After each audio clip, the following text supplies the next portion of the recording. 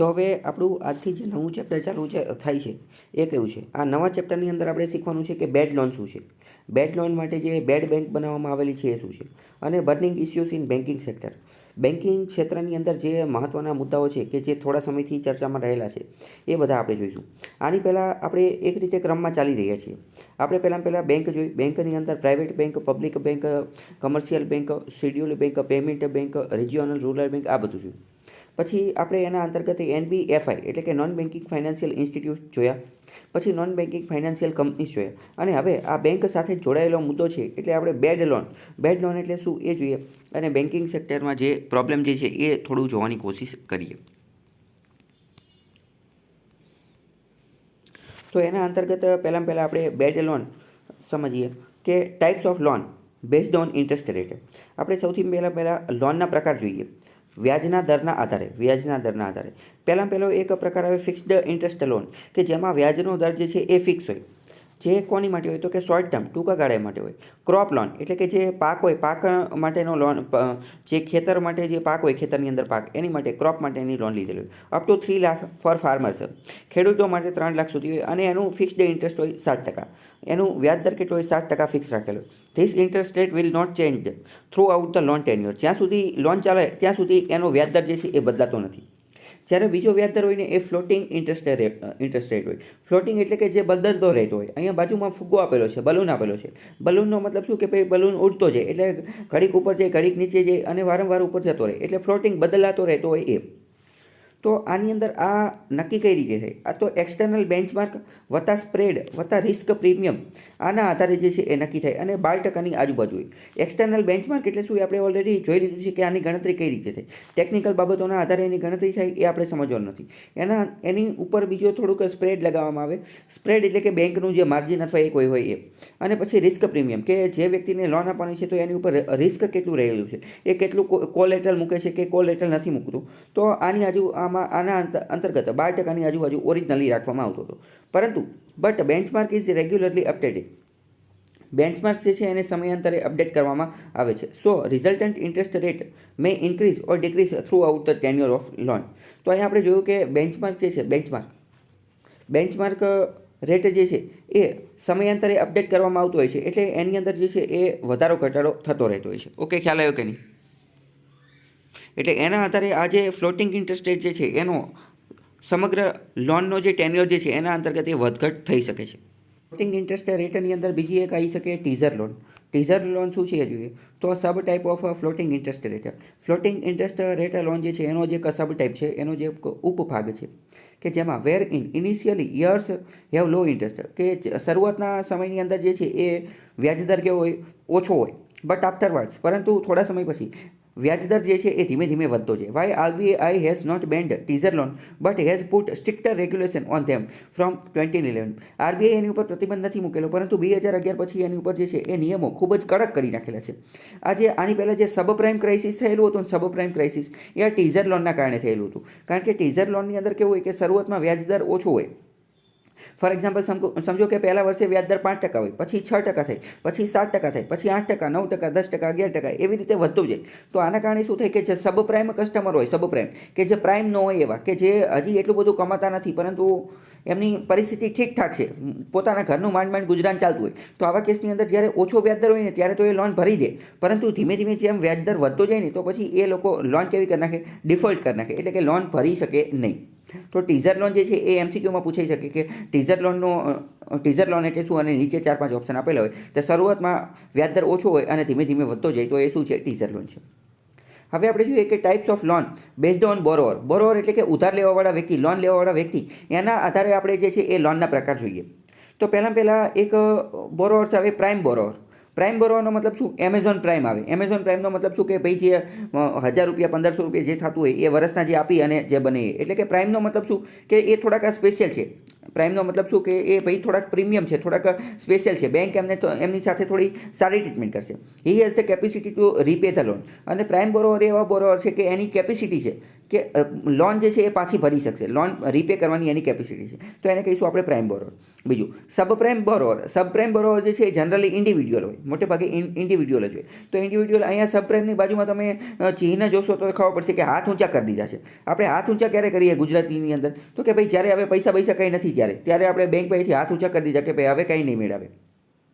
એટલે કે એવો વ્યક્તિ કે such person doesn't have capacity to repay loan, જેની કેપેસિટી નથી લોન રીપે કરવાની. Giving teaser rate home loan to subprime borrower was among the reason for subprime crises in USA 2007 અને 08. 2007-8ની અંદર અમેરિકામાં જે સબપ્રાઇમ ક્રાઇસિસ થયેલું હતું એ આના કારણે થયેલું હતું. હોમ લોન એટલે કે ઘર લેવા માટે લોન આપી દીધેલી હતી. બધા ફોન કરીને કહેતા હતા ઘર લઈ લો, ઘર લઈ લો, ઘર લઈ લો. અને ટીઝર લોન આપી દીધી. ટીઝર લોનમાં મેં તમને કીધું એવું પહેલાં સસ્તો વ્યાજદર આપ્યો, ત્યારે તો બધા લોકોએ જે છે એ પૈસા ભર્યા, પરંતુ પછી ભરી શક્યા નહીં.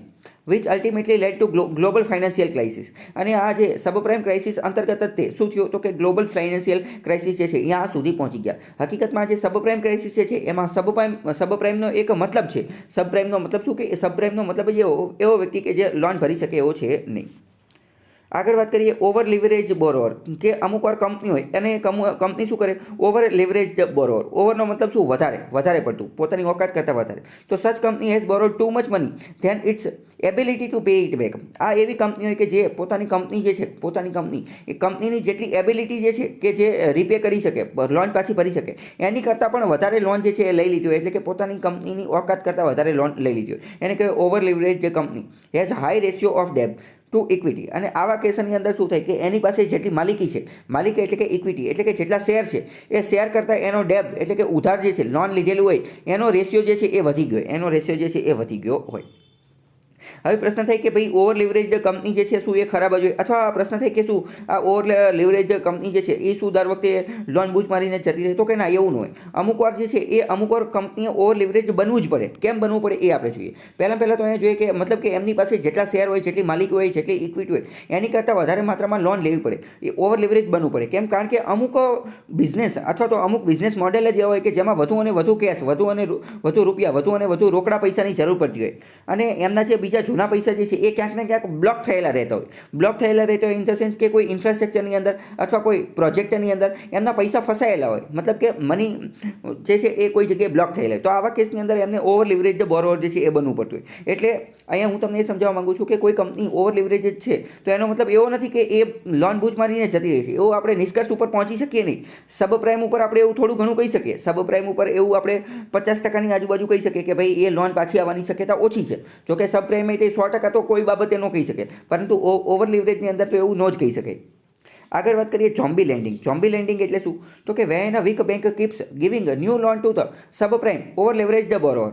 જ્યારે કોઈ વીક બેંક એટલે કે નબળી બેંક જે છે એ કોઈ સબપ્રાઇમ કસ્ટમરને અથવા ઓવર લિવરેજ ધ બોરોવરને વારંવાર લોન દે જ કરે છે. ફોર એક્ઝામ્પલ સમજો કે કોઈ એક સબપ્રાઇમ કસ્ટમર આવ્યો, એ પહેલાં 1 લાખ રૂપિયાની લોન લઈ ગયો અને 1 લાખ રૂપિયાની લોન જે છે હવે પરત ચૂકવવાની છે, પરંતુ હવે એ એના હપ્તાએ ભરી શકે એમ નથી, એના હપ્તાએ ભરી શકે એમ નથી. એટલે આજે 1 લાખ રૂપિયાની લોન લેવાવાળો વ્યક્તિ બેંક પાસે ગયો અને પછી શું કીધું ખબર છે? એક કામ કરો, તમે મને 2 લાખ રૂપિયાની લોન આપો. તમે મને 2 લાખ રૂપિયાની લોન આપશો તો હું આમાંથી બધું અરેન્જમેન્ટ કરી દઈશ. પછી આ 2 લાખ રૂપિયામાંથી એ હપ્તા ભરશે, થોડોક સમય હપ્તા ભરશે, પણ હવે તો પાછી ડબલ જીઓપાર્ડી આવી ગઈ. એટલે કે બે પ્રકારની સમસ્યા, એક તો 1 લાખની 2 લાખની બે ભરવાના. તો હવે શું થશે? એમાં તે વચ્ચે થોડાક સમય પછી પાછો ડિફોલ્ટ થશે, પાછો બેંક પાસે જશે કે એક કામ કરો, નવી લોન આપો, નવી લોન આપશો એમાંથી હું બધું અરેન્જમેન્ટ કરી નાખીશ. કંપનીવાળી તે ઘણી બધી વાર એવું કરતા હોય. કંપનીએ ઘણું બધું લાખો કરોડો રૂપિયાનું બોરો કરી લીધું હોય, પછી બેંકને કે પછી ડિફોલ્ટ થઈને ત્યારે બેંકને કે એક કામ કરો, તમે મને બીજા 500 કરોડ આપો. આ 500 કરોડથી હું મારી પાસે એક એવો જબરજસ્ત આઈડિયા છે કે હું મારી કંપનીને આસમાનની ઊંચાઈ ઉપર પહોંચાડી દઈશ, અથવા તો હું નવી કંપની સ્ટાર્ટ કરીશ અને એમાંથી તમારું બધું જે છે એ ચૂકતે કરી દઈશ. આવી રીતે જે વારંવાર જે છે એ બેંક લોન આપ કરે તો એને શું કહે? ઝોમ્બી લેન્ડિંગ કહેવામાં આવે છે. આના આધારે એક ક્વેશ્ચન પૂછેલો છે કે why is the offering of teaser loan by commercial bank a cause of economic concern. શા માટે કમર્શિયલ બેંક જે છે એ ટીઝર લોન આપે ને તો એ ઇકોનોમિક આર્થિક દ્રષ્ટિએ કન્સર્ન ચિંતાનો વિષય છે. એ ચિંતાનો વિષય શા માટે છે? તો પહેલું વિધાન એવું કહે છે કે the teaser loans are considered to be an aspect of subprime lending at banks may be exposed to the risk of defaulters in future. કે ટીઝર લોન જે છે ને એ સબપ્રાઇમ લેન્ડિંગ વાળાને આપવામાં આવે છે અને બેંક કદાચ ભવિષ્યમાં ડિફોલ્ટર જે છે એનો સામનો કરવો પડે છે, એટલે કે લોન બૂચ મારી અને જઈ શકે છે. તો પહેલું વિધાન બિલકુલ સાચું છે, બરાબર.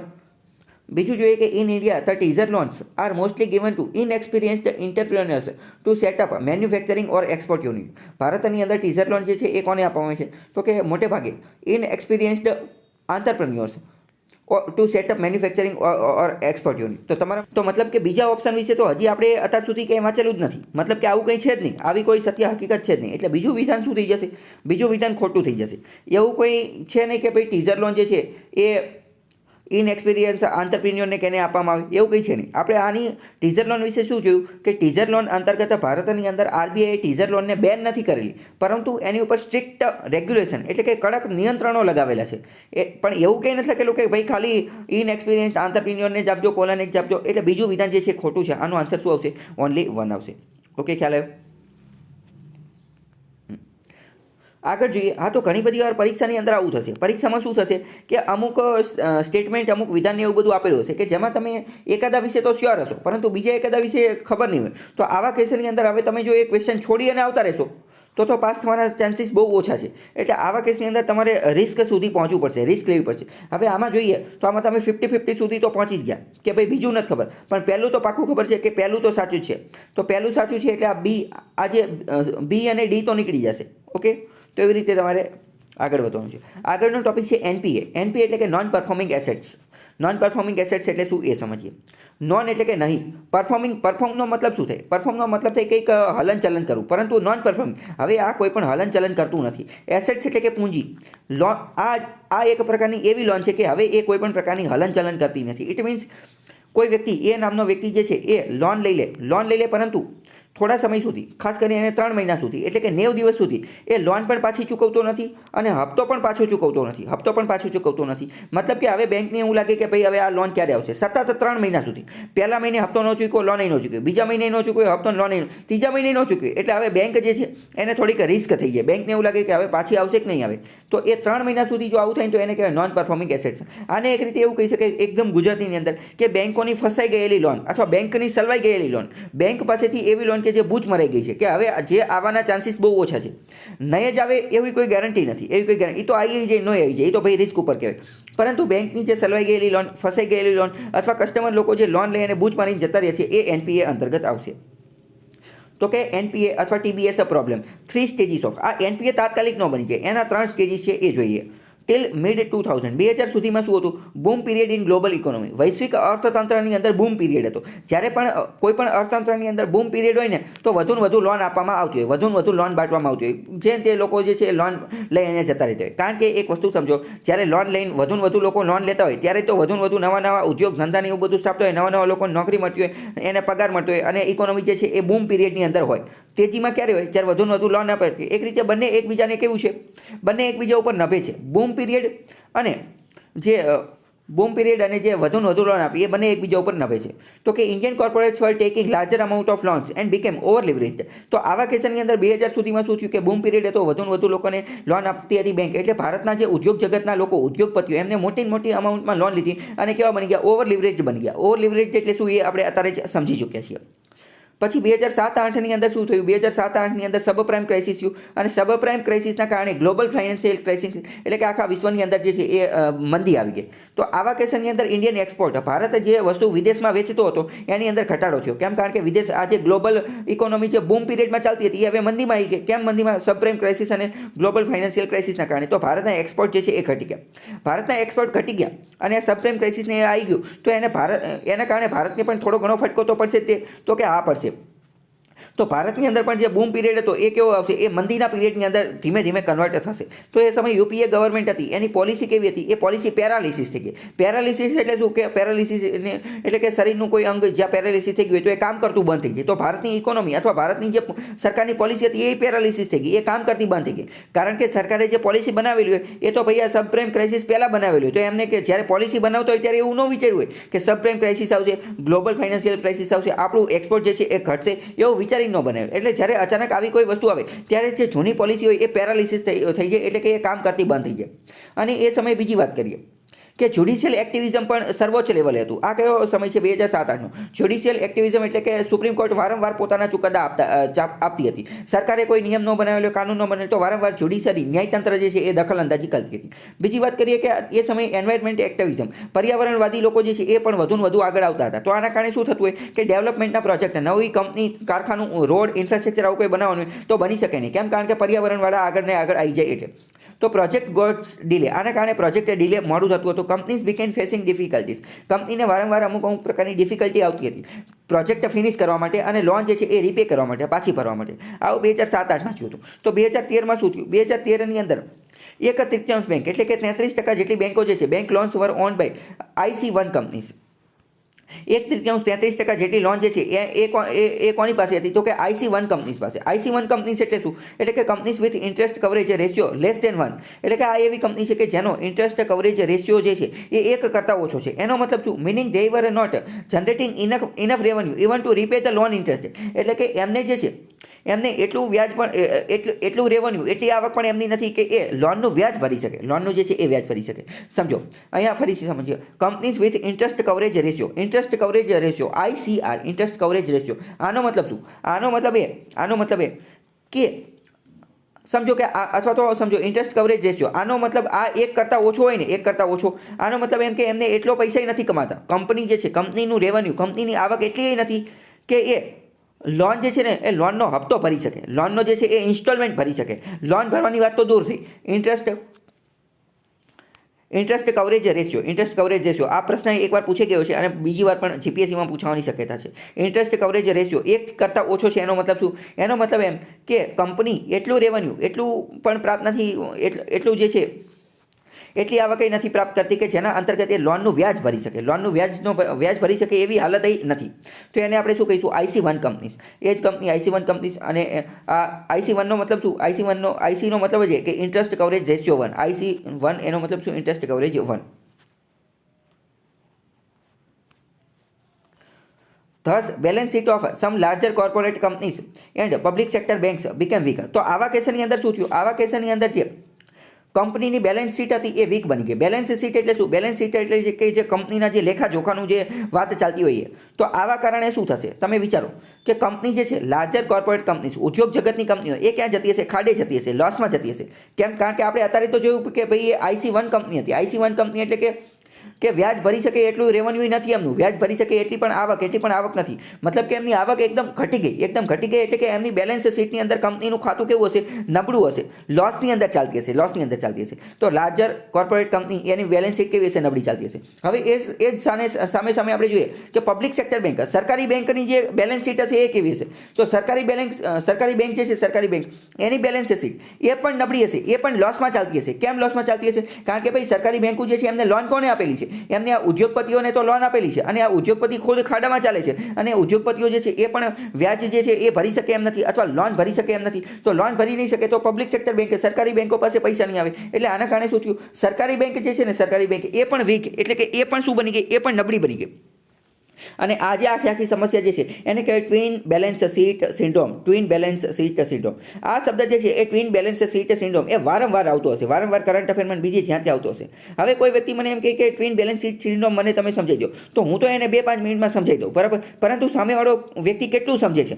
તો અત્યારે જેટલું સમજેલા છો તમે એટલું તો એ નહીં જ સમજી શકે. કેમ? કારણ કે પહેલાં ભાઈ ટ્વિન બેલેન્સ શીટ સિન્ડ્રોમ સમજતા પહેલાં તમારે સમજવું પડે કે લોનના પ્રકાર કેટલા છે. લોનના પ્રકાર બોરોવર અંતર્ગત કેટલા છે કે જેમાં ટીઝર લોન આવે, જેમાં પ્રાઇમ લોન આવે, જેમાં સબ પ્રાઇમ કસ્ટમર આવે, જેમાં ઓવર લિવરેજ આવે. આ બધું પહેલાં સમજવું પડે અને એના અંતર્ગત ભારતની અંદર NPAનું પ્રમાણ જોવું પડે. પછી એના અંતર્ગત આપણે એ જોવું પડે કે સબ પ્રાઇમ ક્રાઇસિસ આવેલું હતું, એના અંતર્ગત ગ્લોબલ ફાઇનાન્શિયલ ક્રાઇસિસ આવી ગયું, પર્યાવરણના એ બધાના લોચા ચાલતા હતા. એના કારણે 2013ની અંદર ઘણી બધી કંપની જે છે એ IC1 કંપની બની ગઈ. એટલે કે ઇન્ટરેસ્ટ કવરેજ રેશિયો કે જેનો 1 કરતાં ઓછો હતો, એટલે કે એ એટલું રેવન્યુ, એટલી આવક પણ નથી જનરેટ કરતી કે જે લોનનું વ્યાજ ભરી શકે. અને એના કારણે કંપનીની બેલેન્સ શીટ બગડી ગઈ. કંપની જે છે ખાડે જવા માંડી. એના અંતર્ગત સરકારી બેંકોએ ખાડે જવા માંડી, એ પણ લોસ કરવા માંડી. કેમ? કારણ કે સરકારી બેંકોએ આ બધા મોટા ઉદ્યોગપતિઓને તો લોન આપી. એટલે બંને એક સાથે જે છે એ ખાડે જવા માંડી. તો આ જે પરિસ્થિતિ જે છે, આ પરિસ્થિતિને TBS ટ્વિન બેલેન્સ સિન્ડ્રોમ કહેવાય. ખ્યાલ આવ્યો કે નહીં?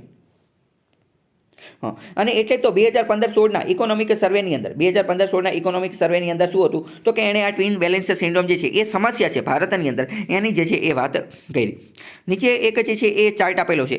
એ ચાર્ટ શું કહે છે કે percentage of growth in the loan new private bank નવી એ સમય શું થતું હતું 2015-16ની અંદર 2015 અહીંયા જો વર્ષ નીચે આપેલા છે 11, 12, 13, 14, 15, 16 તો જે ગ્રીન કલર જે છે ને ગ્રીન કલર એ નવી પ્રાઇવેટ બેંક બતાવે છે. જ્યારે રેડ કલર જે છે રેડ કલર એ શું બતાવે છે એ સરકારી બેંક બતાવે છે. તો ગ્રીન બેંક તમે જોશો ગ્રીન પ્રાઇવેટ બેંક તો ખબર પડશે કે ભાઈ પ્રાઇવેટ બેંકની અંદર તો લોન આપવાનો ગ્રોથ જે છે એ વધી રહ્યો છે અથવા તો આની કરતાં તો વધારે જ છે. લાલ કરતાં સરકારી બેંક કરતાં તો વધારે છે અને એ પણ ઊંચક નીચક તો થઈ જ રહ્યું છે. દર વર્ષે ઘડી અમુક વર્ષે વધે અમુક વર્ષે ઓછે એટલે કે સ્ટેડીલી ઇન્ક્રીઝિંગ અથવા સ્ટેડીલી ડિક્રીઝિંગ નથી પરંતુ તૂટક રેખા છે. પરંતુ સરકારી બેંક કરતાં વધુ છે એ અહીંયા આપણને દેખાઈ રહ્યું છે.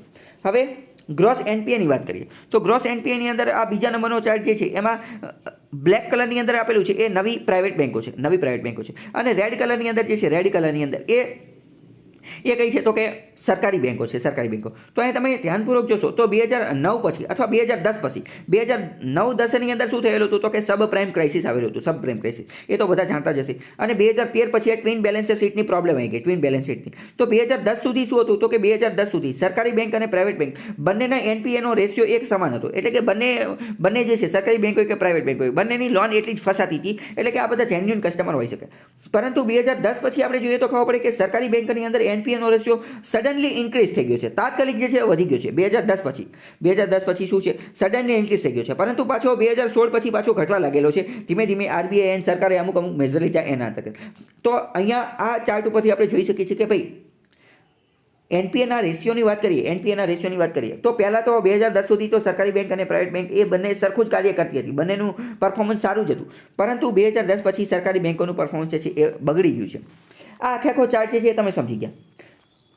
હવે આ ચાર્ટનો તમે ઉપયોગ કરી શકો છો. ક્યાં ઉપયોગ કરી શકો છો તો કે મેઇન્સ એક્ઝામની અંદર આનો ઉપયોગ કરી શકો છો કે કોઈ પણ જગ્યાએ ઇકોનોમીની અંદર ટ્વિન બેલેન્સ શીટ રિલેટેડ અથવા જે એનપીએ રિલેટેડ કોઈ પણ ક્વેશ્ચન પૂછે અને પ્રશ્ન પૂછે અથવા તો એવો પ્રશ્ન પૂછે કે સરકારી બેંક અને પ્રાઇવેટ બેંકની તુલના કરવાની પૂછે કે શા માટે પ્રાઇવેટ બેંક જે છે એ વધુ આગળ વધી રહી છે. તો આવા કેસની અંદર તમે આ આખો ચાર્ટ જે છે એ દોરી શકો છો. આ ચાર્ટ દોરવો એ કંઈ બહુ મોટી વાત છે બરાબર. આ બધું અંદાજે જ દોરવાનું છે કે ભાઈ આ એક્ઝેક્ટ માપ લઈને દોરવાનું નથી. અંદાજે જ દોરવાનું છે અને લખી નાખવાનું કે ભાઈ ઇકોનોમિક સર્વે 2015-16 અંતર્ગત આ બધી વસ્તુ જે છે એ જાણવામાં આવેલી હતી. તમે આ ચાર્ટ દોરશો તો ઘણું બધું ઓછા શબ્દની અંદર ઘણી બધી માહિતી જે છે એ આવી જશે. ઇકોનોમિક સર્વે 2020ની અંદર પણ વાત કરીએ તો ઇકોનોમિક સર્વે 2020 એવું કીધું કે NPA had reached its peak in 2018ની અંદર જે છે એ એનપીએ પોતાની પીક ઉપર એટલે કે સર્વોચ્ચ લેવલે પહોંચી ગયા હતા. But now it appears two બી ડિક્લાઇનિંગ. પરંતુ હવે એવું લાગી રહ્યું છે કે હવે એ ઘટી રહ્યા છે. એનપીએ ઘટી રહ્યા છે સરકારી બેંકની અંદર because of various message taken by. કારણ કે સરકારી અને આરબીઆઈ અલગ પગલાં લીધા એટલે બરાબર. તો આ આખો ચાર્ટ જે છે એ તમે યાદ રાખી શકો છો. આગળ વાત કરીએ કે એનપીએ રિલેટેડ અમુક પ્રકારની ડેફિનેશન હોય અમુક પ્રકારની વ્યાખ્યા હોય કે જે બેન્કિંગ સેક્ટર સાથે જોડાયેલી છે. કઈ વ્યાખ્યા છે એ જોઈએ. પહેલી એક વસ્તુ આવે સ્ટાન્ડર્ડ એસેટ. સ્ટાન્ડર્ડ એસેટ એટલે શું એ જોઈએ તો કે loan account where borrower is repaying the principal and interest in timely fashion. અમુક એવા વ્યક્તિ હોય કે જેણે બેંક પાસેથી લોન લીધી હોય પરંતુ રોજ સમયાંતરે જેટલો એક પણ હપ્તો ચૂકતા નથી, એક પણ વ્યાજદર ચૂકતા નથી. એટલે કે સમયાંતરે મહિનો પૂરો થાય અને હપ્તો ઇન્સ્ટોલમેન્ટ જે છે એ પહોંચાડી દે છે. વ્યાજદર જેટલું વ્યાજ થતું એ પહોંચાડી દે છે. કે એક પણ હપ્તો જે છે એ ચૂકતા નથી. તો આવા વ્યક્તિને શું કહેવાય? આવા વ્યક્તિની જે લોન હોય એ સ્ટાન્ડર્ડ એસેટ હોય. આપણે એક વસ્તુ તો આની પહેલાં સમજી જ ચૂક્યા છીએ કે લોન જે છે ને લોન એ બેંક માટે શું છે? બેંક માટે એસેટ્સ છે. હું જે છે માની લો કે મેં બેંક પાસેથી લોન લીધી 1 લાખ રૂપિયાની લોન લીધી. તો મારી માટે આ લોન જે છે ને એ શું થઈ ગયું? મારી માટે આ લોન એ લાયબિલિટી થઈ ગઈ. કેમ? કારણ કે મારે પાછી ચૂકવવાની છે. પરંતુ બેંક માટે આ એસેટ થઈ ગયું, પૂંજી થઈ ગઈ. બેંકની તો આ સંપત્તિ થઈ ગઈ. કેમ? કારણ કે બેંકને એની ઉપરથી જે છે એ કંઈક ઇન્ટરેસ્ટ પ્રાપ્ત થશે અથવા બેંકને એની ઉપરથી કંઈક પ્રોફિટ કંઈક લાભ થશે. સમજો, જે વસ્તુ કંઈક પ્રોફિટ અથવા લાભ આપે ને એને એસેટ કહેવાય. એસેટ કોને કહેવાય? જે વસ્તુ કંઈ પ્રોફિટ અથવા લાભ આપે ને એને જ એસેટ કહેવાય. ઘરને આપણે એસેટ કહીએ. કેમ? કારણ કે જમીનના ભાવ દિવસે ને દિવસે વધવાના છે. ગોલ્ડ સોનુને આપણે એસેટ્સ કહીએ. તો કેમ? કારણ કે એના ભાવ પણ દિવસે ને દિવસે જે છે એ વધવાના જ છે. તો એવી રીતે લોન જે છે એ બેંક માટે કેવી છે? એસેટ છે. તો આ એસેટ કેવું બની જાય? સ્ટાન્ડર્ડ બની જાય. સ્ટાન્ડર્ડ ક્યારે બને? કે જ્યારે સમયાંતરે એની અંદર કોઈ પણ એક હપ્તો ચૂક ન થતી હોય, રોજે જે સમયાંતરે જે છે એ લોનને હપ્તોને વ્યાજને એ બધું આવી જતું હોય એને કહેવાય સ્ટાન્ડર્ડ એસેટ્સ. હવે એક આવે SMA0. SMA0 એટલે શું? SMA નો મતલબ થાય સ્પેશિયલ મેન્શન એકાઉન્ટ. આ એવા એકાઉન્ટ છે કે જે સ્પેશિયલ ખાસ કરીને મેન્શન કરેલા છે. મેન્શન એટલે કે ઉલ્લેખ કરો. આ એવા એકાઉન્ટ છે કે જેને ખાસ કરીને ઉલ્લેખ કરેલો છે. તો SMA 0 if loan principal or interest unpaid for 1 to 30 days. કોઈ લોન જે છે એનું વ્યાજ પણ નથી આવેલું કે એનું પ્રિન્સિપાલ અમાઉન્ટ એટલે કે જે ટોટલ લોન જે છે એ પણ નથી આવેલું. ક્યાર સુધીમાં 1 થી 30 દિવસ સુધીમાં 1 થી 30 દિવસ સુધીમાં નથી આવેલું એની ડ્યુ ડેટ છે. માની લો કે તમારી હપ્તો અથવા લોન અથવા વ્યાજ ભરવાની તારીખ જે છે એ 5 જાન્યુઆરી છે. 5 જાન્યુઆરી તો આના 30 દિવસ સુધી 6 તારીખ એટલે 1 દિવસ, 7 તારીખ એટલે 2 દિવસ, આવી રીતે તમે સતત 30 દિવસ સુધી આવું કોઈ લોનનો હપ્તો નથી ભરેલો કે આ સંપૂર્ણ લોને પાછી નથી ચૂકવેલી, તો આવા કેસની અંદર ધેન સચ લોન એકાઉન્ટ. તો આવા લોન એકાઉન્ટ જે છે એને બેંક શું કહે? SMA 0 એટલે કે સ્પેશિયલ મેન્શન એકાઉન્ટ 0. આવા લોન એકાઉન્ટને શું કહે? SMA 0. પછી હજી માની લો કે પહેલો મહિનો આખો તમે લોન ને એવું કંઈ ન ભર્યું, બીજો મહિનો ન ભર્યો એટલે કે 31 થી 60 દિવસ સુધી જે તમે હપ્તો ન ભર્યો, ઇન્ટરેસ્ટ વ્યાજદર ન ભર્યો કે સંપૂર્ણ લોનનું પ્રિન્સિપલ એટલે કે મૂડી પાછી ન પરત કરી નહીં, તો આવા કેસની અંદર તમારું લોન એકાઉન્ટ SMA 0 માંથી બની જાય SMA 1 એટલે કે special mention account 1. Special mention account 1. હજી જે તમે ત્રીજા મહિને જે ન ભર્યું એટલે કે 61 થી 90 દિવસ સુધી 61 થી 90 દિવસ સુધી જે તમે જે છે એ વ્યાજદર ન ભર્યો, હપ્તો ન ભર્યો કે લોનનું જે મૂડી પ્રિન્સિપાલ તે પાછું રિટર્ન પરત ન કર્યું, તો આવા કેસની અંદર તમારું એકાઉન્ટ શું બની જાય? SMA 2. SMA 2 એટલે કે સ્પેશિયલ મેન્શન એકાઉન્ટ 2. 90 દિવસ સુધી 90 દિવસ સુધી જે છે એટલે કે વાત કરીએ તો પ્રથમ 30 દિવસ સુધી એ SMA 0 રહે, પછી 30 થી 60 દિવસ સુધી એ SMA 1 રહે અને 60 થી 90 દિવસ સુધી એ SMA 2 રહે. અને 90 દિવસ જેવા પૂરા થાય પછી એ NPA બની જાય. SMA 0, SMA 1, SMA 2 અને NPA આ આખું જોડકામાં પૂછાઈ શકે છે. જોડકાની અંદર આ પૂછાઈ શકે છે. સમયગાળો જે છે એ યાદ રાખી લેજો, 30 દિવસ મહિનાનો સમયગાળો છે. NPA ની વાત કરીએ તો કે if loan principal or interest is not paid for more than 90 days. 90 દિવસ કરતાં વધારે સમય સુધી એની ડ્યુ ડેટ હોય ત્યાંથી 90 દિવસ સુધી 3 મહિના સુધી લોને નથી ભર્યું, વ્યાજે નથી ભર્યું અથવા તો જે પ્રિન્સિપાલ જે મૂડી જે છે એ પણ પાછું લટાવ્યું નથી, પરત કર્યું નથી, ધેન સચ લોન એકાઉન્ટ. તો આવા લોન એકાઉન્ટને નોન પરફોર્મિંગ એસેટ્સ NPA કહે એટલે કે બેંકોની ફસાઈ ગયેલી લોન, સલવાઈ ગયેલી લોન. કારણ કે સમજો કે એકાદ મહિનો કોઈ વ્યક્તિએ લોન ન ભર્યું હોય તો આપણે સમજીએ કે બરાબર કંઈક વાંધો આવી ગયો છે, પગાર નહીં થયો, પગાર મોડો થયો છે, પરંતુ સતત 3 મહિના સુધી તો એ થોડીક અતિશયોક્તિ થઈ જાય. ફોર ધ ફાર્મ લોન, પરંતુ ખેડૂતને આપેલી લોન હોય, ફાર્મ માટે જે લોન આપેલી હોય તો એની માટે NPA નો સમયગાળો એ 90 દિવસ નથી, એની માટે 90 દિવસ નથી. તો NPA જે છે તો NPA નો સમયગાળો એની માટે કઈ રીતે ગણવામાં આવે? તો એની માટે જે છે એ ક્રોપિંગ સિઝન એટલે કે જે પાકની જે સિઝન જે છે સત્ર જે છે એના આધારે ગણવામાં આવે. એટલે કે ખરીફ ઋતુ, જાયદ ઋતુ અને ખરીફ જાયદ અને રવિ પાક, તો આ ત્રણેય સિઝન છે, ત્રણેય સત્ર છે. આ 3 સત્રમાંથી જો સતત 2 સત્ર સુધી એ લોન ભરતો નથી, ને તો એનું એકાઉન્ટ જે છે એ NPA બની જશે. આમાંથી અલગ અલગ પ્રકારના પ્રશ્ન પૂછે છે કે ભાઈ NPA દરેક લોન માટે 90 દિવસ ડિફોલ્ટ કરે ને તો એ NPA બની જાય, તો વાત ખોટી છે. દરેક લોન માટે નહીં, કારણ કે ફાર્મ લોન માટે એ લાગુ પડતું નથી. ફાર્મ લોન માટે 90 દિવસનો કોઈ નિયમ નથી. ફાર્મ લોન માટે ક્રોપિંગ સિઝન લાગુ પડે. ક્રોપિંગ સિઝન એટલે કઈ તો કે રવિ, ખરીફ અને જાયદ, આમાંથી કોઈ સતત 2 સિઝન સુધી ડિફોલ્ટ કરે તો એ શું થઈ જાય? NPA બની જાય. 2019 ની અંદર Indian commercial bank NPA approximate 10 lakh crore. આવા અમુક આંકડા જે છે એ મોટા તોર ઉપર તમારે યાદ રાખી લેવાના કે 2019 સુધીમાં ભારતીય કમર્શિયલ બેંકનો જે NPA એ કેટલાની આજુબાજુ છે? તો કે 10 લાખ કરોડની આજુબાજુ છે. 10 લાખ કરોડ એટલે કેટલું છે એ આપણે થોડુંક અંદાજ મારીએ. ભારતની ઇકોનોમી જે છે ને, ભારતનું અર્થતંત્ર અથવા ભારતની GDP એ થોડા સમય પહેલાં વર્લ્ડ બેંકે એવી જાહેરાત કરેલી હતી, અલગ અલગ બેંકોએ એવી જાહેરાત કરેલી હતી કે ભારતની GDP હવે 3 લાખ કરોડ બની ગઈ છે. 3 લાખ કરોડ. તો 3 લાખ કરોડ બની ગઈ છે તો એની કરતાં 3 ગણા જેટલી વધુ થઈ ને, કારણ કે 3 તરી 9 થઈ, એની કરતાં થોડીક વધારે. તો અંદાજ લગાવી શકે કે ભાઈ NPA નો રેશિયો જે છે એ ઘણો વધારે છે, ભારતની GDP કરતાં 3 ગણા કરતાં વધારે છે. 3 લાખ કરોડ, અહીંયા 10 લાખ કરોડ આપેલું છે એટલે એને આપણે 10 ટ્રિલિયન પણ કહી શકીએ. લાખ કરોડ હોય એને ટ્રિલિયન કહી શકીએ. ભારતની GDP અત્યારે ઇકોનોમી જે છે એ 3 ટ્રિલિયન થઈ ગઈ છે અને આ NPA જે છે સરકારી બેંકોની અંદર, ખાસ કરીને કમર્શિયલ બેંકોની અંદર, તો એ 10 ટ્રિલિયન છે. ગ્રોસ NPA સાઇન છે પબ્લિક સેક્ટર બેંકની અંદર કેટલું છે? તો કે 7.5 લાખ કરોડની આજુબાજુમાં, સૌથી વધુ એની અંદર છે. આ 10 લાખ કરોડની અંદરથી 7.5 લાખ કરોડ જે છે એ તો સરકારી બેંકની અંદર છે, એની કરતાં ઓછું પ્રાઇવેટ બેંકની અંદર છે અને એની કરતાં ઓછું ફોરેન બેંકની અંદર છે. ક્રમમાં ગોઠવવાનું કહી તો પણ આવી રીતે ગોઠવી દો. સૌથી વધુ NPA સરકારીમાં, એની કરતાં ઓછું પ્રાઇવેટમાં અને સૌથી ઓછું ફોરેન બેંકની અંદર છે. Provisioning as per RBI norm, RBIના નિયમ અંતર્ગત bank must set aside fund to cover loss against their NPA. Bank જે છે, બેંકે અમુક પ્રકારનો ફંડ, અમુક પ્રકારની તિજોરી બનાવવી જોઈએ અને તિજોરીની અંદર અમુક પ્રકારના પૈસા રાખવા જોઈએ. સાઈડમાં મૂકી દેવા જોઈએ. કોની માટે? તો કે લોન્સ અગેન્સ્ટ ધેર NPA. જેટલા NPA અંતર્ગત બેંકનો જેટલો લોસ, જેટલું નુકસાન થયેલું છે એ નુકસાનની ભરપાઈ કરવા માટે અલગ અલગ બેંકોએ એટલા પૈસા જે છે એ અલગ મૂકી દેવા જોઈએ, કારણ કે એ લોસ બેંકનો છે અને આ લોસ જે છે એ કસ્ટમર ઉપર ન લાદવો જોઈએ. એટલે બેંકે પોતાના પ્રોફિટમાંથી આટલો લોસ કવર કરવા માટે, એનપીએને કવર કરવા માટે એક અલગ ફંડ બનાવવું જોઈએ, એની અલગ તિજોરીમાં એટલા પૈસા મૂકી દેવા જોઈએ, એવું આરબીઆઈએ કીધેલું છે. સચ પ્રોવિઝનિંગ ઓફ ફંડ, આ આખી વિધિ જે છે એને કહેવાય provisioning of fund. Provisioning of ફંડનો મતલબ શું થાય? પ્રોવિઝનિંગ ઓફ ફંડનો મતલબ એ થાય, પ્રશ્ન ડાયરેક્ટ પૂછી જશે કે પ્રોવિઝનિંગ ઓફ ફંડ એનો મતલબ શું થાય? તો એનો મતલબ એ થાય કે જેટલા એનપીએ થઈ ગયા છે તો એ એનપીએના લોસને કવર કરવા માટે અલગ અલગ બેંક એક ફંડની અંદર એટલા પૈસા જે છે એ મૂકી દેશે લોસ કવર કરે એટલી માટે. તો કે provisioning of fund decreases the profitability of bank. તો આ પ્રોવિઝનિંગ ઓફ ફંડ કરવામાં આવશે, જેટલો પ્રોવિઝનિંગ ઓફ ફંડ જે છે એ વધશે અથવા એ ઘટશે, ડિક્રીઝિસ. આ પ્રોવિઝનિંગ ઓફ ફંડના કારણે શું થશે? બેંકનો પ્રોફિટ, બેંકનો નફો ઘટશે. કઈ રીતે ઘટશે?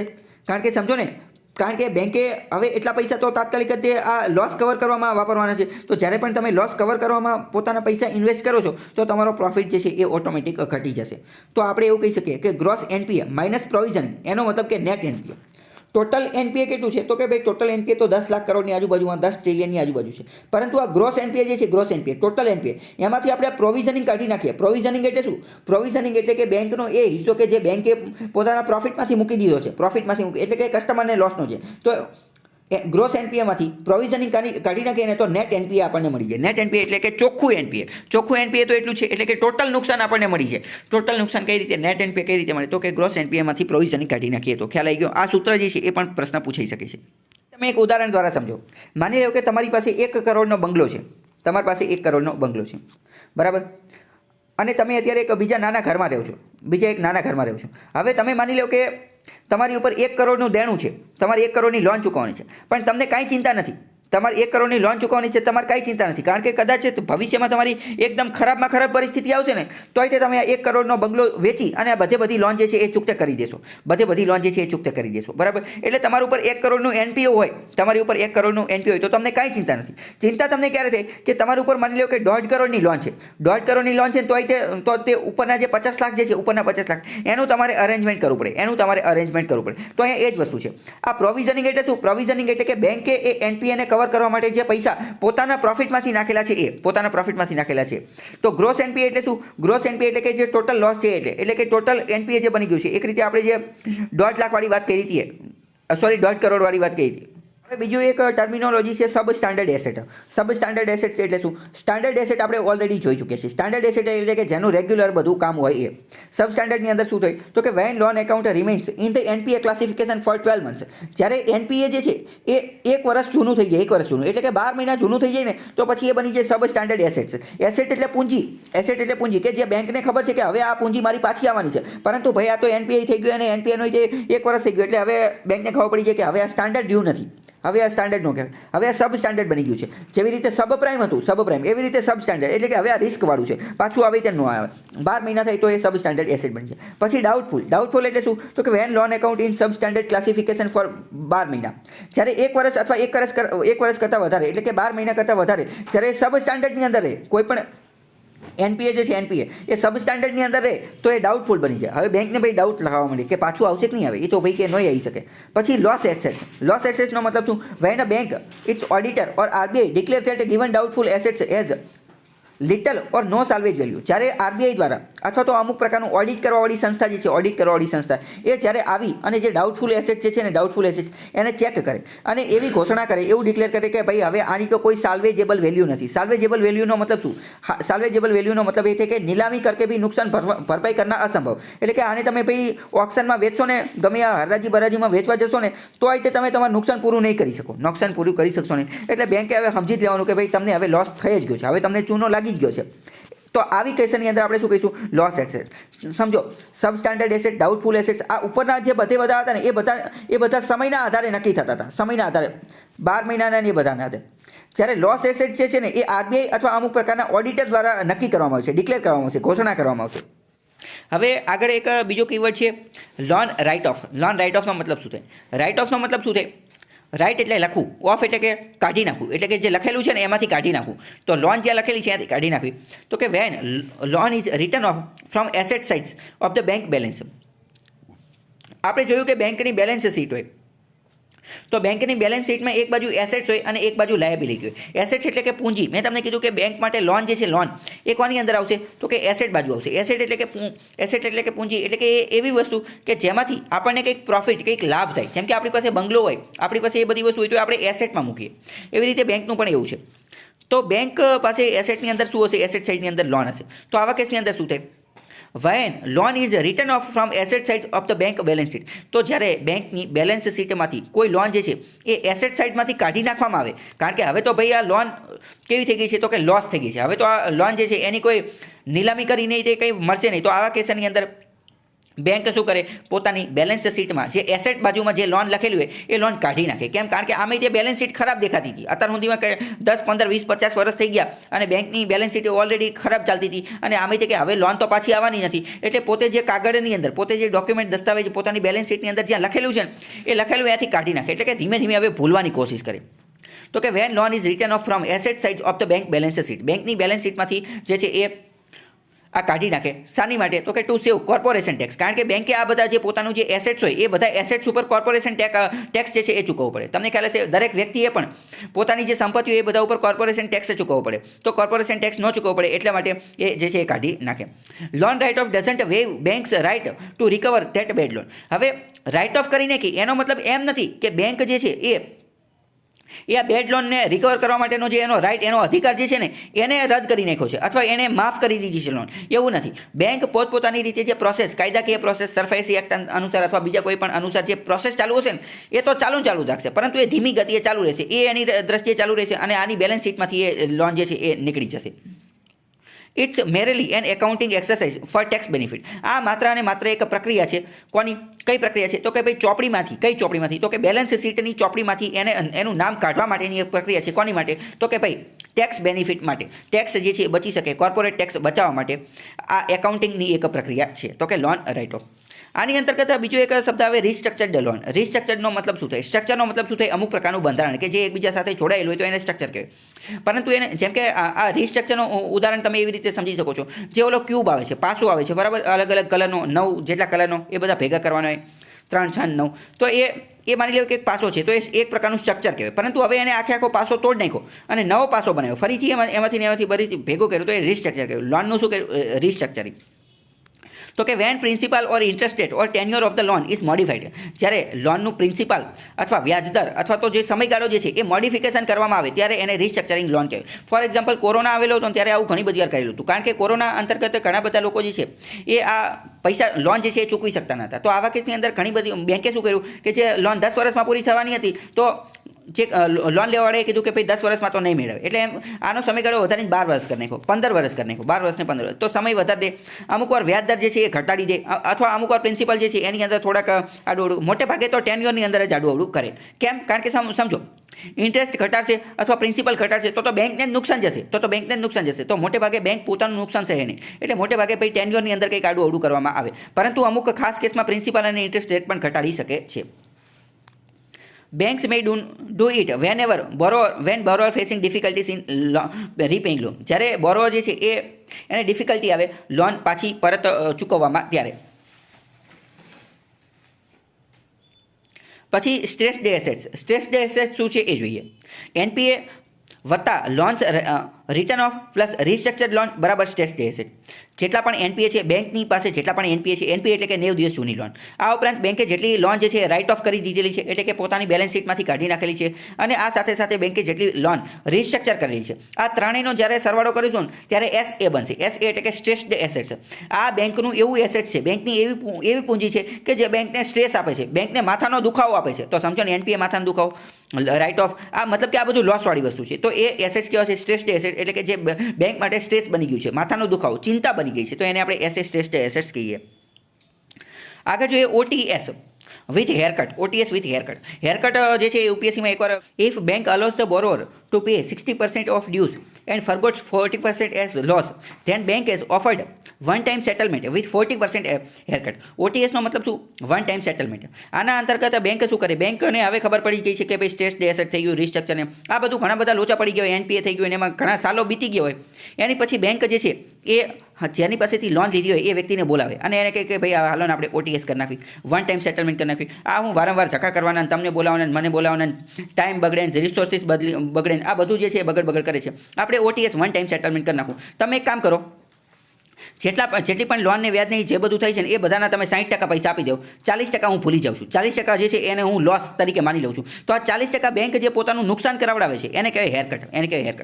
દર વખતે આ 60% 40% થાય એવું જરૂરી નથી. એ તો વન ટાઈમ સેટલમેન્ટની અંદર જે નક્કી થાય એ રીતે નક્કી કરવામાં આવે, પરંતુ મોટે ભાગે આ 60-40નો રેશિયો હોય છે. તો આ 40% જે લોસ જે છે એને હેરકટ કહેવામાં આવે. ટૂંકમાં હેરકટ એટલે શું? હેરકટ એટલે કે ભાઈ આપણે ટકો કરાવી નાખ્યો, આપણે ઘરે દુકાને જઈએ એને માથું કપાઈ નાખ્યું, આપણા વાળ જે છે એ જતા રહ્યા, બસ. તો આ એવી જ રીતની વસ્તુ છે કે ભાઈ બેંકે 40%નો ટકો કરાવી નાખ્યો, બેંકના 40% જે વ્યાજ 40% લોન હતું એનું બૂચ લાગી ગયું, એ હવે પૈસા જે છે એ બેંક ભૂલી ગયા, એને લોસમાં આવી ગયા, તો એને હેરકટ કહેવાય. હેરકટ કીવર્ડ યાદ રાખજો, કારણ કે પરીક્ષામાં પ્રશ્ન પૂછાઈ ગયો છે. એવરગ્રીનિંગનો મતલબ શું થાય? એવરગ્રીનિંગ એટલે કે banking when a borrower taking a new loan to pay off his old loan.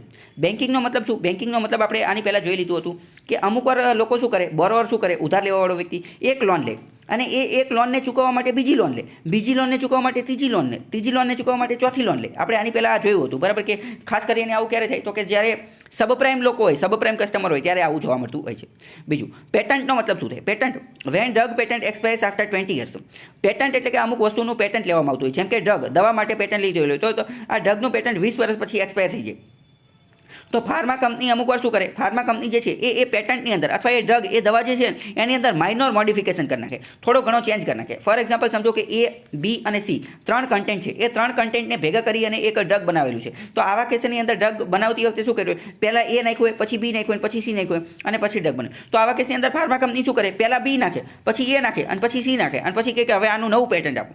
આવું ભાઈ થોડું ઘણું માઇનોર મોડિફિકેશન કરી અને શું કરે કે નવું પેટન્ટ, નવા ડ્રગ માટે નવું પેટન્ટ રજીસ્ટર કરવાની કોશિશ કરે. તો આ વસ્તુ જે છે આ આખી આના અંતર્ગત શું થાય કે એમના મોનોપોલી રાઇટ્સ, પોતાના એકાધિકારો જે છે, એક પ્રકારના અધિકારો જળવાઈ રહે પ્રોડક્શન ઉપરના. તો આ આખી વસ્તુને શું કહેવાય? એવરગ્રીનિંગ કહેવાય. એવરગ્રીનિંગ. તો એવરગ્રીનિંગ બેન્કિંગની અંદર પણ જોવા મળે છે અને પેટન્ટની અંદર પણ જોવા મળે છે. તો બેન્કિંગની અંદર જ્યારે એક જ વ્યક્તિ અથવા કોઈ કંપની પોતાની જૂની લોન ચૂકવવા માટે નવી લોન લે, એ નવી લોન ચૂકવવા માટે બીજી નવી લોન લે, નવી લોન લે જ કરે, એટલે કે એવરગ્રીનિંગ. એટલે કે હંમેશા માટે લોન ને એવું બધું લે જ કરે, તો એને એવરગ્રીનિંગ કહેવાય. અને પેટન્ટની અંદર, મેડિકલ સાયન્સની અંદર પણ આ વસ્તુ જે છે એ લાગુ પડતી હોય છે. ઓકે, તો હવે આગળ છે RBI છે 3R framework for revitalising stressed assets 2015 થી 19. 2015 થી 19 છે RBI જે છે એ 3R ફ્રેમવર્ક અપનાવેલો છે. પ્રશ્ન પૂછે છે કે 3R ફ્રેમવર્ક કોનો છે? તો કે RBI નો. કોની માટે છે? તો કે રિવાઇટલાઇઝિંગ સ્ટ્રેસ્ડ એસેટ્સ છે. જેટલા પણ સ્ટ્રેસ્ડ એસેટ્સ જે છે એનાથી નિજાત મેળવવા માટે, એનાથી છુટકારો મેળવવા માટે, એની માટે જે છે એમને આ કાર્ય કરેલું છે. સ્ટ્રેસ્ડ એસેટ્સ એટલે શું? એની વ્યાખ્યા આપણે અત્યારે જોઈ ચૂક્યા છે કે હકીકતમાં આ એવી પૂંજી છે કે જે બેંકને ટેન્શન આપે છે, બેંકને સ્ટ્રેસ આપે છે, તણાવ આપે છે. એટલે કે NPA થઈ ગયું, ઓલું થઈ ગયું, પેલું થઈ ગયું, એની કરતાં જે લાસ્ટ લેવલની વસ્તુ જે છે એ સ્ટ્રેસ્ડ એસેટ્સ હતી. તો આની માટે બેંક RBI જે છે એ 3R ફ્રેમવર્ક વાપરે છે. એ 3R ફ્રેમવર્ક કયો? તો કે રેટિફિકેશન, રિસ્ટ્રક્ચરિંગ અને રિકવરી. ત્રણ વસ્તુઓ વાપરે છે: રેટિફિકેશન, રિસ્ટ્રક્ચરિંગ અને રિકવરી. રેટિફિકેશનનો મતલબ શું થાય? રેટિફિકેશનનો મતલબ થાય કે બેંકવાળા જે છે ને એ જે લોન લેવાવાળો વ્યક્તિ જે છે એને વારંવાર ફોન કરીને કે ભાઈ ભર દેવાનું વિનંતી કરે. રેટિફિકેશનનો મતલબ no change in tenure or interest rate. ટેન્યોરમાં ફેરફાર ન કરે, ઇન્ટરેસ્ટ રેટમાં ફેરફાર ન કરે, ઘડીક વાત જ કરે, વાટાઘાટોથી સુલઝાવવાની વાત કરે, કે ફોન કરીને રોજ હેરાન કરે કે ભાઈ લોન ભર દો, તમારે જે જૂની લોન બાકી છે એ ભરી દો. તો એ રેક્ટિફિકેશન.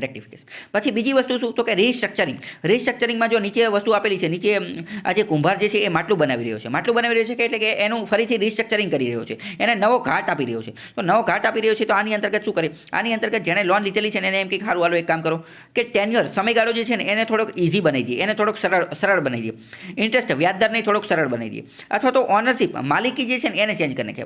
માની લો કે કોઈ કંપની, અત્યારની જ વાત કરીએ, અત્યારે તે VIની અંદર એવું થયું, વોડાફોન આઈડિયા જે છે એ અત્યારે ખાડે જતી હતી. અત્યારે AGRનો પ્રોબ્લેમ જે છે એ છેલ્લા ઘણા સમયથી ટેલિકોમ સેક્ટરની અંદર ચર્ચામાં છે. AGR એટલે કે એડજસ્ટેડ ગ્રોસ રેવન્યુ. આ શું છે, કઈ રીતે છે એ અત્યારે સમજાવવાનો ટાઈમ નથી, પરંતુ તમે ખાલી એટલું યાદ રાખો કે આના અંતર્ગત જેટલી પણ ટેલિકોમ સેક્ટરની કંપની હતી ને એ બધી કંપનીઓ અમુક પ્રકારના પૈસા, અમુક પ્રકારના રૂપિયા જે છે ને એ સરકારને આપવાના થતા હતા. એનો ઘણા લાંબા સમયથી કેસ ચાલતો હતો અને પછી સુપ્રીમ કોર્ટે કીધું કે ના ભાઈ, આ બધા પૈસા જે છે ને એ તો સરકારને આપવાના છે. તો બધી કંપનીઓએ આ બધા પૈસા આપવા પડ્યા. હવે જીઓ જે છે ને, જીઓ એને આ સૌથી ઓછા પૈસા આપવા પડ્યા. કેમ? કારણ કે જીઓ નવી કંપની હતી એટલે. અને આ બધી કંપનીના જે પૈસા બાકી હતા ને એ તો ઘણા લાંબા સમયથી બાકી હતા, કેટલાય વર્ષોથી બાકી હતા. એટલે એના એ પૈસા ભેગા થઈ ગયા હતા અને એની ઉપર ચક્રવૃદ્ધિ વ્યાજ, કમ્પાઉન્ડ ઇન્ટરેસ્ટ લાગી ગયું હતું. તો આવા કેસની અંદર જીઓને એટલો બધો વાંધો આવ્યો નહીં, એને જો જેટલા પૈસા ભરવાના થતા હતા એ ભરી દીધા, કારણ કે એને પછી જૂના કોઈ ડ્યુ બાકી હતું નહીં, જૂનું કોઈ બાકી હતું. જ્યારે વોડાફોન, આઈડિયા અને એરટેલને આ બધાને જૂનું બાકી હતું. તો એરટેલ તે ખમતી થર્ડ પાર્ટી હતી, એટલે એણે તે જેટલા પૈસા ભરવાના થતા હતા એમાંના જે હપ્તા જે રીતે ભરવાના હતા એ રીતે ભરી દીધા. વોડાફોન અને આઈડિયા સર્વાઈવ કરી શકે એમ હતા નહીં, એટલે બે પહેલાં પાર્ટનરશિપ કરી નાખી, બે ભેગા થઈ ગયા, બે શું થઈ ગયા, મર્જ થઈ ગયા. તોય તે જે એમનું પૈસાનું અરેન્જમેન્ટ છે એ થયું નહીં, અને એજીઆર જે સરકાર પાસે ભરવાનું થતું હતું એ ભર્યું નહીં. તો પછી થોડા સમય પછી સરકારે એમને કીધું કે વાંધો નહીં, હવે તમારી ઓકાત નથી પૈસા ભરવાની, તો તમે એક કામ કરો, તમારી કંપનીનો અમુક ટકા શેર જે છે ને, અમુક ટકા શેર એ તમે અમને આપી દો. અને અત્યારે એવું થયું છે, I think 1 or 2 week ago, 1-2 અઠવાડિયા પહેલાં જે છે ને એ હવે વીઆઈએ શું કરી નાખ્યું, વીઆઈએ પોતાનું જે ડ્યુ, પોતાને જે પૈસા ભરવાના છે એને ઇક્વિટીની અંદર કન્વર્ટ કરી નાખ્યું. જો અત્યારે હવે હું થોડાક ટેકનિકલ શબ્દ બોલું એ પણ તમે સમજશો તો તમને સારું રહેશે, અને કદાચ તમને સમજાઈ પણ જશે. શું કર્યું વીઆઈએ કે પોતાનું જે ડ્યુ હતું ને, ડ્યુ એને ઇક્વિટીની અંદર કન્વર્ટ કરી નાખ્યું. એટલે કે પોતે જે પૈસા ભરવાના હતા સરકારને, એ પૈસા અંતર્ગત શું કર્યું કે અમે એ પૈસા નથી ભરતા, પરંતુ એટલા ટકા માલિકી એ અમે સરકારને વેચી દઈએ છીએ. એટલા ટકા માલિકી અમે શું કરીએ છીએ, સરકારને વેચી દઈએ છીએ. તો અત્યારે સરકારનો પણ વીઆઈની અંદર જે છે એ હિસ્સો થઈ ગયો છે. આઈ થિંક 31% કે એવો કંઈક હિસ્સો છે, એક્ઝેક્ટ આંકડો મને યાદ નથી, પરંતુ 30ની આજુબાજુ છે, 30%ની આજુબાજુ. તો આ શું કર્યું, આ એક રીતે લોન જેવી જ વસ્તુ હતી કે કંપનીએ અમુક પ્રકારના પૈસા સરકારને ચૂકવવાના હતા, ભરવાના હતા, પરંતુ કંપની ચૂકવી શકે એમ નથી. તો આવા કેસની અંદર કંપનીએ શું કર્યું, કંપનીએ પોતાની એટલી માલિકીનો હિસ્સો એટલે કે એટલી ઇક્વિટી, એટલા શેર્સ જે છે એ કોને વેચી દીધા, સરકારને વેચી દીધા. તો આ આખી વસ્તુને રિસ્ટ્રક્ચરિંગ કહી શકાય. રિસ્ટ્રક્ચરિંગની અંદર જો અહીંયા શું આપેલું છે કે ઓનરશિપ મે ચેન્જ, એટલે કે માલિકી પણ કદાચ બદલાઈ શકે. તો માલિકી બદલાઈ શકે, નોય બદલાઈ શકે, તો કંઈ જરૂરી નથી. જેમ કે અત્યારે આપણે આ વીઆઈનું ઉદાહરણ મેં આપ્યું, તો એમાં માલિકી બદલાઈ ગઈ કે પહેલાં સંપૂર્ણ 100% માલિકી કોની હતી, વોડાફોન અને આઈડિયાની હતી, પરંતુ હવે અમુક હિસ્સા 30%ની આજુબાજુની માલિકી કોની થઈ ગઈ, સરકારેની થઈ ગઈ. તો રિસ્ટ્રક્ચરિંગની અંદર કોઈ પણ વસ્તુ થઈ શકે, સમયગાળોમાં ફેરફાર થઈ શકે, ઇન્ટરેસ્ટમાં અથવા ઓનરશિપમાં ફેરફાર થઈ શકે. મે ચેન્જ CDR, SDR અને S4A આ પણ બદલી શકે. એ શું છે આપણે આગળ જોઈશું. ત્રીજી નંબરની વસ્તુ છે લોન રિકવર કરવા માટેની. ત્રીજા નંબરનું આરની અંદર સ્ટેપ છે, 3R ની અંદર ત્રીજો R છે રિકવરી. રિકવરીની અંદર શું કરે કે ભાઈ કોર્ટ પાસે જાય, અને કોર્ટ પાસે જઈ અને એવું કંઈક નક્કી કરે કે હવે જે કોલેટરલ મૂકેલું હતું, ગીરવે જે વસ્તુ મૂકેલી હતી ને, હવે એની આપણે ઓક્શન કરી નાખીએ, એની હરાજી કરી નાખીએ, અને એની અંદરથી જેટલું લિક્વિડેશનનો મતલબ શું, લિક્વિડેશનનો મતલબ કે જે કોઈ પણ વસ્તુ આપણી પાસે પડેલી છે એને વેચી અને જેટલા રોકડા પૈસા થતા હોય એ આપણે રોકડા કરી નાખી. હવે લોન તો પાછી આવવાની જ નથી, સ્ટ્રેસ્ડ એસેટ્સ તો બની જ ગયું છે. તો હવે જેટલું કોલેટરલ મૂકેલું છે તો એમાંથી વધુને વધુ પૈસા પ્રાપ્ત થઈ શકે એવી આપણે કંઈક કોશિશ કરીએ. તો એવું કંઈક કરવામાં આવે. ઓક્શન અને લિક્વિડેશન એ સરફાએસી એક્ટ અનુસાર જ થઈ, અને આની માટે જે છે કોર્ટની એની મંજૂરીની જરૂર પડે. બેંક પોતાની જાતે બેંકને રાતે સપનું આવે ને સવારે ઉઠીને જે કોલેટરલ જે છે એ વેચવા માટે હરાજી ન મૂકી શકે, એ હરાજીમાં મૂકી શકે નહીં. કેમ? કારણ કે આની અંતર્ગત સરફાએસી એક્ટ અનુસાર એ એક્ટની અંદર જે બધી વિધિ લખેલી છે એનું પાલન કરવું પડે, અને એનું પાલન કરવા માટે કોર્ટમાંથી ને એ બધામાંથી મંજૂરી લાવવી પડે. એટલે આ બહુ લાંબી પ્રોસેસ છે. તો 3Rની અંદર ફરીથી જોઈએ તો રેક્ટિફિકેશન, રિસ્ટ્રક્ચરિંગ અને રિકવરી. રેક્ટિફિકેશનની અંદર શું કહે કે કોઈ પણ પ્રકારનો ફેરફાર કરતા નથી, વારંવાર ફોન કરીને એમને જણાવે છે કે ભાઈ લોન ભરી દો તો સારું. રેક્ટિફિકેશનમાં કોઈ ફેરફાર થતો નથી. રિસ્ટ્રક્ચરિંગની અંદર શું કરે કે લોનના નિયમો હળવા કરે. તો લોનના નિયમો હળવા કરે, જેમ કે ટેન્યુઅર સમયગાળામાં ફેરફાર કરે, ઇન્ટરેસ્ટ વ્યાજદરમાં ફેરફાર કરે, અથવા માલિકીમાં ફેરફાર કરે. તો આવી જ રીતે જે છે એ રિકવરીની અંદર શું થશે તો કે રિકવરીની અંદર ઓપ્શન હરાજી કરી અને વધુ પૈસા જે છે એ પ્રાપ્ત કરવાની કોશિશ કરે. હવે અહીં ડિટેલમાં પણ રેક્ટિફિકેશન, રિસ્ટ્રક્ચરિંગ અને રિકવરી વિશે આપેલું છે. રેક્ટિફિકેશનમાં જોઈએ તો સુધારો કરવામાં આવે. કઈ રીતે સુધારને એ બધું જોઈએ. 2015માં RBI ordered the bank to conduct asset quality review. આરબીઆઈએ બધી બેંકોને કીધું કે તમે AQR જે છે એ કરો, એટલે કે એસેટ ક્વોલિટી રિવ્યૂ. એસેટ જેટલું પણ પૂંજી જે છે બેંકો એની ક્વોલિટી, એની ગુણવત્તા જે છે એને તપાસ કરવા માટેનું રિવ્યૂ જે છે એ ચાલુ કરી દે. And began rectification of the bad loan. અને બેડ લોન જે છે એનું રેક્ટિફિકેશન, એની ઓળખાણ જે છે એ કરવાનું ચાલુ કરી દીધું. It means bank doesn't change in loan interest, એટલે કે બેંક જે છે એ લોનના વ્યાજદરમાં ફેરફાર ન કરે, ટેન્યોરની અંદર ફેરફાર ન કરે, but ask client to rectify his irregularity in loan repayment. પરંતુ બેંક જે છે એ એમના ક્લાયન્ટ કે જે એમની પાસેથી લોન લઈ અને જતા રહ્યા છે, પરંતુ હવે એમનો લોનનો વ્યાજ, એનો હપ્તો એ સમયાંતરે આવતો નથી, તો એમને જણાવે કે તમે લોન રીપેમેન્ટની અંદર ઇરેગ્યુલર છો, અનિયમિત છો, એને તમે નિયમિત કરી નાખો ઇન જેન્યુઅન કેસ. અને જેન્યુઅન કેસની અંદર શું કહેવાય, જેન્યુઅન કેસની અંદર બેંક જે છે એ જે તે ક્લાયન્ટને, જે તે વ્યક્તિને રીલોન એટલે કે બીજી એડિશનલ લોન, બીજી વધારાની લોન પણ આપી શકે છે. Bank may also try to find a new partner or investor for reviewing the project. આવા કેસની અંદર બેંક એવું કામ પણ કરી શકે છે કે નવો પાર્ટનર ગોતી લે અથવા નવો ઇન્વેસ્ટર ગોતી લે કે જે આ પ્રોજેક્ટને રિવાઇવ કરી શકે, પુનઃજીવિત કરી શકે.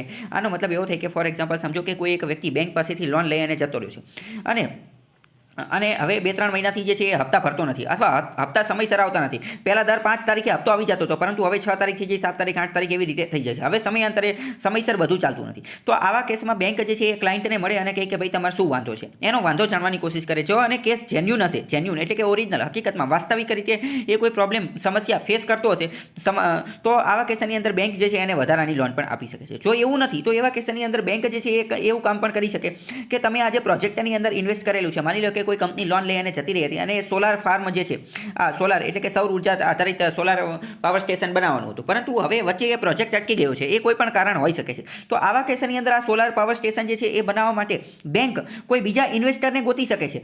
બીજા ઇન્વેસ્ટરને ગોતી અને તાત્કાલિક આખે આખો પ્રોજેક્ટ બીજા ઇન્વેસ્ટરને છે કે જેના કારણે શું થાય કે બેંકની લોન જે છે એ પાછી આવી જાય. તો આ રેક્ટિફિકેશન કહેવામાં આવે, એટલે કે સુધારો કરવામાં આવે થોડો ઘણો, બરાબર. તો આમાં આ ન્યૂ પાર્ટનરની વાળીને એ બધી વસ્તુ પણ આવી શકે. આગળ રિસ્ટ્રક્ચરિંગની વાત કરીએ તો રિસ્ટ્રક્ચરિંગની આગળ અહીંયા જો હથોડી આપેલી છે, તો હથોડીથી મતલબ કે આપણે કોઈ જે સપાટી જે છે એ સમતળ કરીએ અથવા જે આડું અવડું હોય એને વ્યવસ્થિત કરી નાખીએ. ખીલી થોડીક બારી હોય તો હથોડી મારી અને હરખું કરી નાખીએ, તો એને કહેવાય રિસ્ટ્રક્ચરિંગ, પુનર્ગઠન.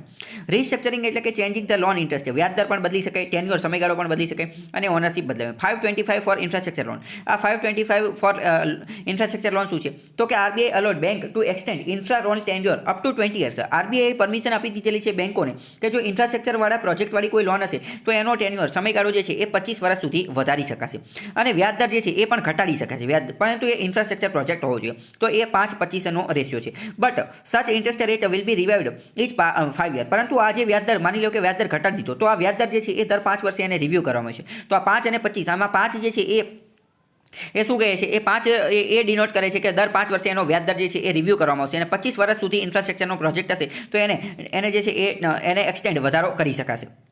સીડીઆરની વાત કરીએ તો સીડીઆર એટલે કે કોર્પોરેટ ડેબ રિસ્ટ્રક્ચરિંગ. કોર્પોરેટ એટલે કે ઉદ્યોગપતિ અથવા ઉદ્યોગ જગતની અંદર ઉદ્યોગપતિ જે ઉદ્યોગ કામ કરતા હોય એ, અને એનું જો ડેબ દેણું થઈ ગયું હોય તો એને રિસ્ટ્રક્ચર કઈ રીતે કરવાનું? તો કે for non corporate loan, non ઇન્ફ્રાસ્ટ્રક્ચરની લોન હોય, કોર્પોરેટ ઉદ્યોગ જગતવાળા કોઈ વેપારી બિઝનેસમેન લઈ ગયો છે તો આરબીઆઈ પરમિશન આપેલી છે. Loan restructuring 75% of the lander approve, 75% amount હોય ને તો એનું લોનનું જે છે એ રિસ્ટ્રક્ચરિંગ કરી શકાય છે. એ સીડીઆર એટલે કે કોર્પોરેટ ડેબ રિસ્ટ્રક્ચરિંગ. એસડીઆર શું છે? તો કે strategic debt restructuring. Banks debt is converted to equity. આપણે હમણાં જે વાત થઈને સરકારવાળી વાત કે બેંક ઘણી બધી વાર શું કરે કે બેંકનું જે લેવાની વસ્તુ જે છે, બેંકની જે લોન જે છે, ડેબ જે છે, ઉધાર જે છે એ ઇક્વિટીની અંદર કન્વર્ટ કરી નાખે. જેવી રીતે વીઆઈ વાળા જે છે, વોડાફોન અને આઈડિયા વાળા, એમને સરકારને અમુક પ્રકારના પૈસા આપવાના હતા, તો આ પૈસા શું કરી નાખ્યું? આ પૈસા એમને ઇક્વિટીમાં આપી દીધા, એટલે કે એટલા ટકા માલિકી જે છે એ સરકારને આપી દીધી. તો ઘણી બધી વાર બેંક જે છે એ પણ જે તે પ્રોજેક્ટની અંદર એટલી ઇક્વિટી, એટલા શેર જે છે એ ખરીદી લે છે અને એટલી માલિકી જે છે પોતાની અંતર્ગત લઈ લે છે, એટલે એને વોટિંગ રાઇટ્સ એ બધું પણ મળી જાય છે. And bank sells it to the highest bidder. તમને એવું લાગે કે બેંક જે છે આ બધી વસ્તુ ખરીદી અને શું કરે? બેંક કોઈ પ્રોજેક્ટની અંદર માલિકી ખરીદી અને શું કરે? ફોર એક્ઝામ્પલ સમજો, આપણે હમણાં વાળું જ ઉદાહરણ લઈએ. માની લો કે કોઈ સોલાર પાવર પ્લાન્ટ બનાવવાનો છે, પરંતુ આ સોલાર પાવર પ્લાન્ટની અંદર વચ્ચે લોચા છે, અથવા સોલાર પાવર પ્લાન્ટ બનાવવા માટે જે વ્યક્તિએ લોન લીધેલી છે, જે કંપનીએ લોન લીધેલી છે, હવે એ જે છે એ લોન પાછી આપતા નથી અથવા તો લોન પાછી આપવામાં અનિયમિત છે. તો આવા કેસની અંદર બેંક શું કરે? આવા કેસની અંદર બેંક એમ કે આ સોલાર પાવર પ્લાન્ટ જે તમે બનાવેલો છે એમાં તમારે 1 કરોડ રૂપિયા લોનના પૈસા તમારે પાછા આપવાના છે. એક કામ કરો, તમે મને જે છે ને એ આની 30% જે છે એ માલિકી મને આપી દો. આ સોલાર પાવર પ્લાન્ટની ઇક્વિટી એટલે કે 30% માલિકી મને આપી દો. તો સોલાર પાવર પ્લાન્ટ વાળા કે સારું હાલો કે આમાં જે આપણી પાસે અત્યારે પૈસાનું અરેન્જમેન્ટ છે અને પૈસા સેટિંગ છે ને, તો 30% શેર એને આપી દે. તો જો એને 30% શેર આપી દે તો પછી બેંક કઈ 30% શેર રાખીને શું કરશે? તો બેંક શું કરશે? આ 30% શેર માર્કેટમાં કોઈ બીજાને વેચી દેશે, એટલે બેંક પાસે પૈસા આવી જશે. બેંકને મુખ્ય રોકડા પૈસાથી કામ હોય, બેંકને કેશ રોકડ પૈસા હોય એનાથી કામ હોય. તો એને આપણે એસડીઆર એટલે કે સ્ટ્રેટેજિક ડેબ રિસ્ટ્રક્ચરિંગ કહીએ. આ બધા જે છે ને એ સેન્ટેન્સમાં પૂછાઈ શકે છે, વિધાનવાળા વાક્યમાં પૂછાઈ જશે કે સ્ટ્રેટેજિક ડેબ રિસ્ટ્રક્ચરિંગ ને એ બધું શું છે. પછી એસ ફોર એ શું છે? એસ ફોર એ તો કે scheme for sustainable structuring of stressed assets. 4 વાર એસ આવે છે, તો scheme for sustainable structuring of stressed asset. તો કે સ્ટ્રેસ્ડ એસેટ છે, સ્ટ્રેસ્ડ એસેટ એટલે કે એવા એસેટ્સ, એવી પૂંજી કે જે બેંકને સ્ટ્રેસ, માથાનો દુખાવો, સરદર્દ આપે છે, એ શું છે આપણે આગળ જોઈ ચૂક્યા. તો એ આ સ્ટ્રેસ્ડ એસેટ છે એને સસ્ટેનેબલ રીતે રિસ્ટ્રક્ચર કરવાના છે, એની માટેની સ્કીમ છે, એને કહેવાય S four A. Similar to aforementioned SDR. એસડીઆરની જેવું જ છે. એસડીઆરમાં જે કરવામાં આવે એ જ આમાં કરવામાં આવે. ટેકનિકલ ડિફરન્સીસ, પરંતુ એની અંદર ટેકનિકલ ડિફરન્સીસ આવે થોડા ઘણા, જે આપણી માટે કામના નથી. બીજું એક આવે JLF. JLF એટલે કે joint lender forum. Joint lender ફોરમનો મતલબ શું? Consortium of the lender. આના અંતર્ગત શું હોય? કોન્સોર્ટિયમ ઓફ લેન્ડર એનો મતલબ કે જેટલા પણ લેન્ડર એટલે કે ઉધાર લેવાવાળા લોકો જે છે ને એ બધાનું એક સમૂહ હોય ફોર એક્ઝામ્પલ સમજો કે માર્કેટની અંદર 10 કંપની છે. આ 10 કંપની જે છે ને એ લોન ઉપર જ ચાલે છે, અથવા તો આ 10 કંપનીના જે 10 માલિકો જે છે, 10 જણા જે છે, એ બધાએ વારંવાર લોન લેવાની જરૂર પડે. તો આ 10 લોકો જે છે એ એક સમૂહ બનાવી નાખે જેને કહેવાય ફોરમ. જેને શું કહે કે જોઈન્ટ લેન્ડર ફોરમ, એટલે કે બધા જે લોન લેવાવાળા લોકો જે છે, ઉધાર લેવાવાળા લોકો, એ બધાનું એક ફોરમ, એટલે કે એ બધાનું એક સમૂહ. ઋણદાતાઓ કા સંયુક્ત મંચ, consortium of the lenders who will work out aforementioned restructuring method. અને એ બધા લોકો ઉપર જણાવેલી જે બધી રિસ્ટ્રક્ચરિંગની મેથડ જે છે એની ઉપર કામ કરતા હોય છે. બટ પ્રૂવડ અનસક્સેસફુલ, પરંતુ આ જે છે એ અનસક્સેસફુલ સાબિત થયું છે because PSB official would not vote positively, કારણ કે આ બધા લોકો જે છે મીડિયા ને એવું બધું હોય છે ને એટલે વ્યવસ્થિત કામ કરતા હોતા નથી. તો આપણે આખી વસ્તુ જોઈ લીધી. આ બધી વસ્તુ જે છે એ લોન સાથે જોડાયેલી છે. આજનો આખો જે ટોપિક જે છે આપણે લોનની આજુબાજુ બધી વાત કરી રહ્યા છીએ. તો આ બધા ટોપિક જે છે તમે વારંવાર જોતા હશો ન્યૂઝમાં પણ. હવે આગળ છે રિકવરી. 3R ની અંદર આપણે જોઈ રહ્યા છીએ તો કે પહેલાં શું જોયું તો કે રેક્ટિફાઈંગ, પછી શું જોયું રિસ્ટ્રક્ચરિંગ, અને ત્રીજું જોયું રિકવરી. આ જે 3R જે છે મેં તમને કીધું મેઇન્સની અંદર પૂછે તો તમારે લખવાનું છે કે ભાઈ બેંકની લોનની અંદર NPAની સમસ્યાથી નિજાત પાડવા માટે RBI શું કરેલું છે, તો ભાઈ 3R સ્ટ્રેટેજી અપનાવી છે. રિકવરીની અંદર શું હોય તો કે વસૂલી. આ જો ચાકુ આપેલું છે, ચાકુ એટલે કે ભાઈ પછી ધમકી મારીને કે ગમે એ રીતે જે છે પૈસા કઢાવવાની વાત રાખવાની. તો આવા કેસની અંદર બેંક પાસે જ્યારે બધું પતી જાય તો પછી છેલ્લો ઓપ્શન શું છે કે bank liquidize loan defaulters assets under either of the following acts. એટલે કે બેંક પછી જ્યારે કોઈ પણ રસ્તો ન બચે, એટલે કે રેક્ટિફિકેશન અને આ રિસ્ટ્રક્ચરિંગ જ્યારે કામ કરતી નથી ત્યારે બેંક જે છે એ લાસ્ટ જે છે રિકવરીનો ઉપયોગ કરે છે.